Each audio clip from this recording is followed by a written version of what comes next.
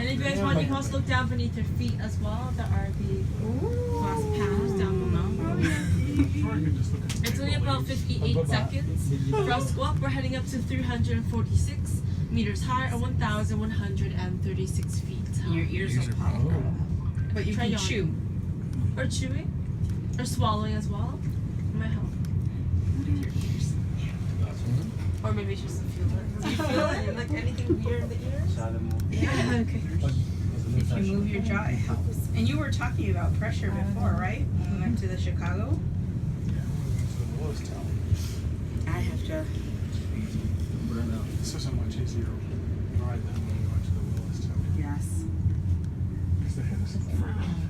That was, yeah. Alright, here we are. Just a reminder, by the way, to exit, you do have to walk 1 foot below to the glass floor to exit.